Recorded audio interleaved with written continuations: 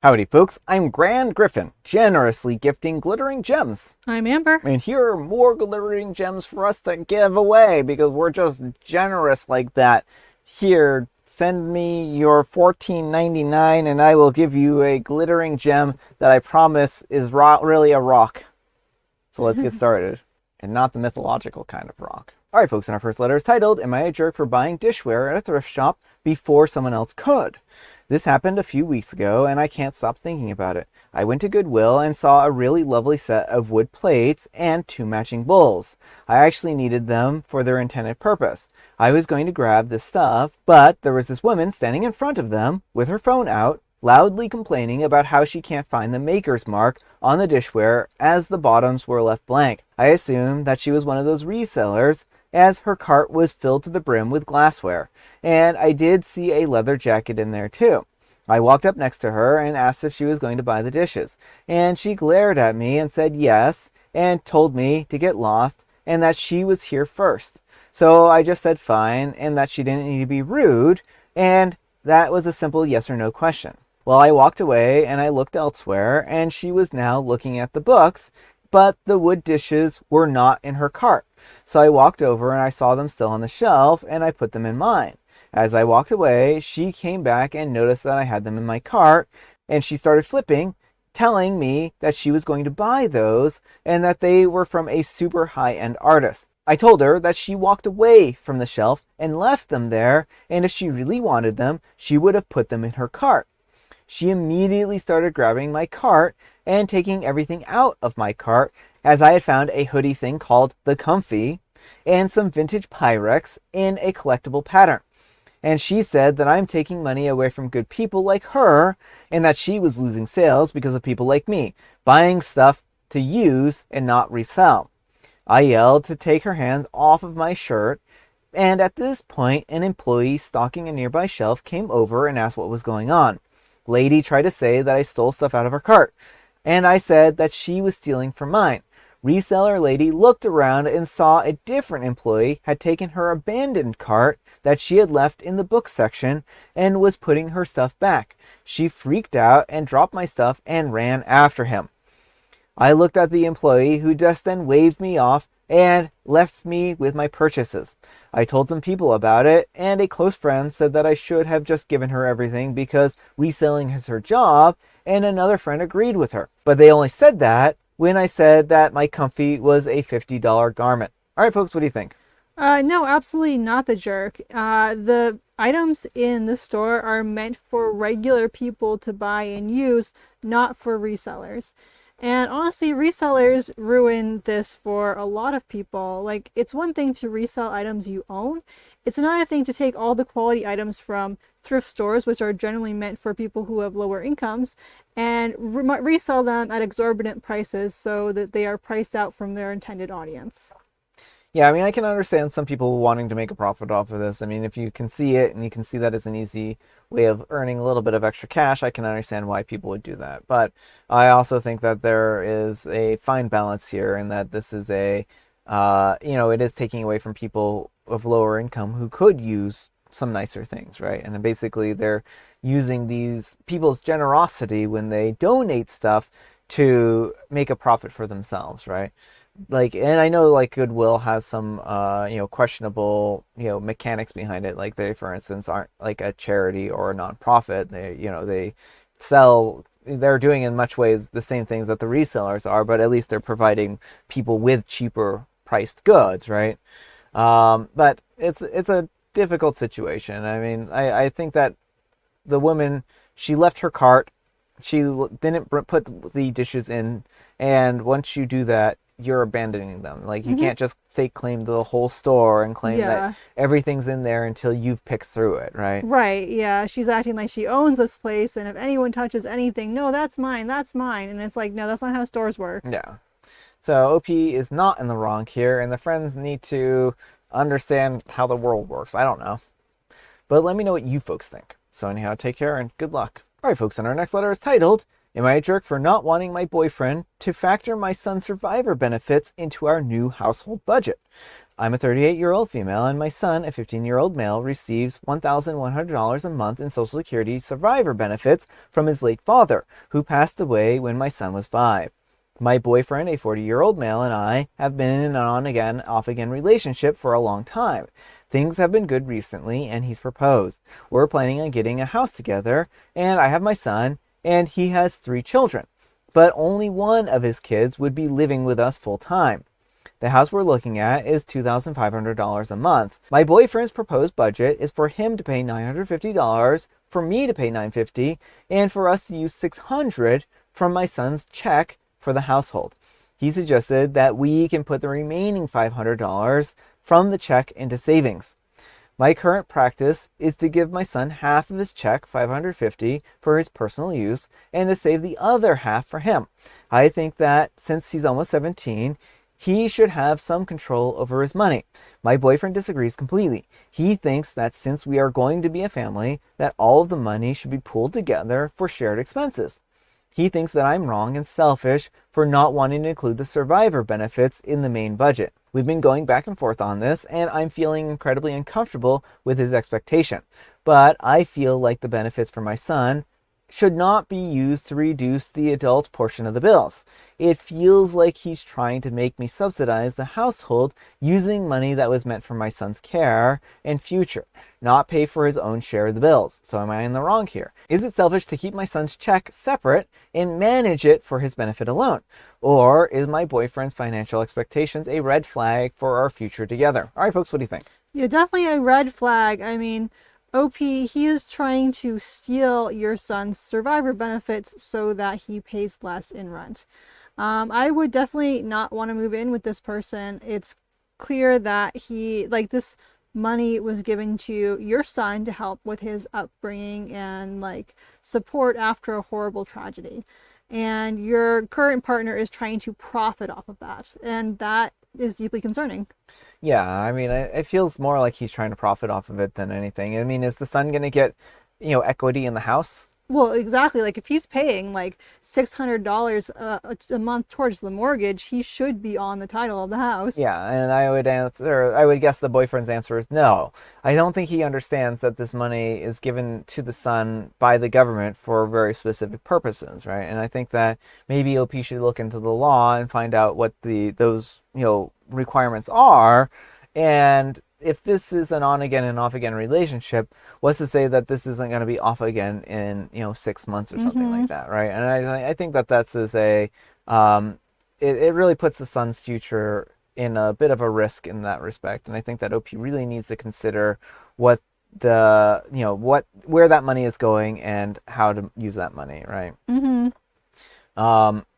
Maybe this relationship should hold off on marriage until after the son is 17 and moved out. That way it isn't a problem anymore, right? But let me know what you folks think. So anyhow, take care and good luck. And Life Experience 47 says, I'm a representative payee for my 3 kids. Their father passed away. The Social Security money has always gone towards groceries, clothing, and the occasional family outing like bowling or very rarely rent.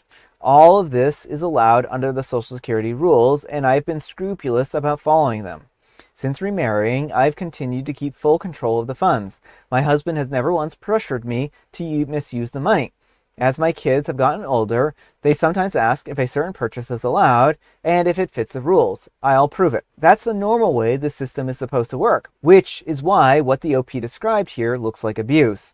The boyfriend is already the on-again, off-again, which is a red flag by itself. The relationship only seems better now because he's trying to play nice long enough to lock her in. The pattern I see is control. He wants what he wants, pushes her around, dismisses her feelings, and creates a cycle of fighting and patching things up. That can easily escalate to worse behavior down the road. I don't believe this relationship will work. If the issue is a true deal breaker, she should ask on a scale of 1 to 10, how important is this to you? For her, it's a 10, and if it's also a 10 for him, then they're at a stalemate. In theory, counseling could help, but realistically, this type of man usually refuses to go, or he'll hear the counselor validate her concerns and dismiss all of it with gaslighting and mockery. My take, this isn't about money, it's about control, and unless he changes fundamentally, which is unlikely, she's setting herself up for more of the same or worse. And OP replies, that's how I feel as well. We don't need the money. I'm paying $2,100 a month. His argument is that that's what the money is for. He even went as far to say that if he called Social Security and told them that I was giving him the check, they would cut it off. Lol, these comments have opened my eyes a lot, and I will be cutting the relationship off. My son is the most important thing to me. Well, I'm glad OP is going to be getting out of this relationship. Mm-hmm. All right, folks, and our next letter is titled, Am I a Jerk for Throwing My Daughter's First Birthday Candle Away? I'm a 39-year-old male and my wife, a 40-year-old female, have 2 kids together, a 7-year-old daughter and a 10-year-old son. For some weird reason, my wife kept my daughter's first birthday candle. Like, I don't know what she could possibly want it for. She says it's because why not, but the candles are like $2. Anyways, I was cleaning out my wife and I's tables and I found the candle in the drawer. And at the time, I wasn't really thinking about it, so I tossed it, obviously. Well, a few days later, my wife asked me about it. She says that she thinks she lost it. And after some jogging of my memory, I remember that I threw it away during cleaning, and I told her that. And she looked really mad. I was telling her that it was just a candle, and it literally holds 0 sentimental value. She went, not to you, and a little argument ensued. She still seems pretty mad about it. So I'm posting to see if I'm in the wrong here. I literally could have bought another one from a dollar store, and she probably wouldn't have even known. Am I the jerk? All right, folks, what do you think? Yes, OP, you're the jerk. Candles can be sentimental. I mean, this is a memento of your daughter's childhood that she wanted to hold on to, and it wasn't causing any harm. You knew the significance of that candle, and you decided to throw it away because it wasn't valuable to you, and that is a jerk move.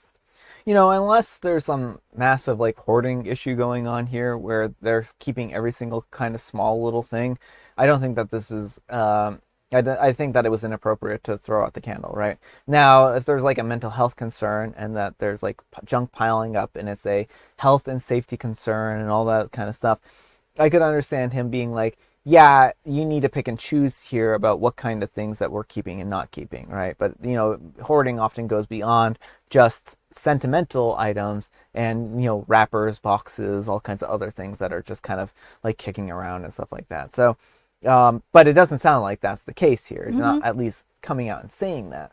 I think that it was inappropriate to get rid of this candle if it was something that she was keeping, right? Like, it's a small candle. It's not hurting anyone, like Amber said. So what's the big deal here, right? Right. I mean, I still have candles from my 22nd birthday. We used them for both my siblings, too. And so, like, first of all, like, sometimes you can reuse candles. But even if you just want to hold on to it for a sentimental, like, item, you know, again, it doesn't take up a lot of space. And, you know, OP seems to be focused on the, well, it's not monetarily valuable, but things can be deeply sentimental and personal, even if they wouldn't resell for much money. Yeah. But let me know what you folks think. So anyhow, take care and good luck. But folks, let's see what the Wheel of Judgment has to say. Wheel of Judgment, turn, turn, turn. Tell us the judgment that OP's earned. Centrifuge. You know, I mean, the wheel's on a little bit of a power trip, but, you know, I'll let it slide. I had started like spinning the wheel before I even said the stuff, so I was like, oh, I have to rush through this time. Yeah, centrifuge, that might be appropriate. And Athey says, you're the jerk, and you knew that it was important to your wife, yet you threw it away because it wasn't important to you. And Busy Maintenance 772 says, you're the jerk, it holds 0 sentimentality for you. You would be mad if she threw out something that you valued and wanted to keep. And Illustrious Bowler 259 says, anytime you throw away someone else's sentimental item because it makes no sense to you, you're the jerk. All right, folks, and our next letter is titled, Am I a Jerk for not letting my coworker use my professional license login because they don't want to pay for their own subscription? I work in a field where I need access to a professional database, and it requires a paid subscription that my license is tied to. My company reimburses me for it because it's necessary for my work. Yesterday, one of my coworkers asked if he could use my login since he didn't want to pay for his own subscription. I thought that he was joking, but he was very serious. My coworker said that it wasn't that big of a deal since we're on the same team and that it would save him money. I rejected him because the account was tied to my professional license, and if anything happened, like misuse errors or flagged activity, it would be my responsibility. He argued that the company wouldn't find out, and it's not that difficult to help out a teammate. I kept explaining that it's not about difficulty, it's about professional boundaries and the fact that sharing my login could put my credentials and job at risk. I even suggested that he should talk to our manager about reimbursement options, but he won't do it and said that it was too much hassle for him. I won't break the rules and risk my career just to save them money. I value my job and my professional license too much to put it on the line. So am I the jerk? All right, folks, what do you think? No, absolutely not the jerk, OP. You are doing the right thing. It would be like if anything were to go wrong, it would be you who would get in trouble for sharing this with him. Yeah. And the fact that he will be reimbursed, this is not an expense he has to pay it up front, but we'll get reimbursed for it, and he just can't be bothered to do it. I think one of two things is going on. Either one, he is really lazy and that doesn't reflect well on him, or two, he doesn't actually have a license and may have lied to the company about it, and now his past is going to come and bite him. Yeah, I mean, either one of those options could really be the case here, right? But a third option is that maybe he has nefarious intentions. Oh, that's true too. And he doesn't want it tied to his own account. Mm-hmm. And so he wants to use OP's logins and so that it's not traced back to him, right? Because people do this kind of stuff, right? They'll claim that they don't have licenses or, I just don't, it's too much hassle for me, right? Like, is this guy new? How long has he been here for? Does he really not have a professional license? Maybe he's done something that has made it impossible for him to get his license renewed, right? So there's a number of things here that are very concerning, and I think that OP should talk to their manager to say, hey, XYZ coworker is asking me about my login credentials. I'm not going to give them, but you should talk to them and sort out what's going on with their credentials and their login and stuff like that. Yeah, I definitely think alerting someone to this behavior is important, so he doesn't go and just do this to some other coworker. Yeah. So I would be very, very concerned here. I would say that this looks like it could be fraud, and I would be very cautious. This is how hackers do this kind of stuff all the time. Like, they'll gain entry to buildings by trailing people or using people's passcodes and stuff like that against them. And you have to be very cautious because those credentials, those logins, they can be a gold mine for the wrong individual, right? And so I think that OP really needs to do something about this. But let me know what you folks think. So anyhow, take care and good luck. All right, folks, it is tea time. Grab your beverages of choice. I've got some tea right here. And Amber, she has a joke. Why did the child ship out the suit of armor? To get to the other side. Because they had heard that they would be cursed if they didn't pass on the chain mail. Oh. I see. That was very clever. It was very, very clever, but I also died. You're fine. You're still alive. And it's chainmail day, as in the kind you send along, not the armor kind. Yes. And also, it's the fall equinox. Ooh. So happy fall, everyone. Happy fall. And I have Mega Mint. All right, folks, that's all the time we have for today. Thank you so much for watching. Happy Manic Monday, folks. I hope your Monday is off to a great start. Amber, we need some kind of moral advice and or guidance, and please have it on property and possessions. Don't trust coworkers with your important personal information. Yeah. Thanks so much for watching, and we'll see you all tomorrow. Bye.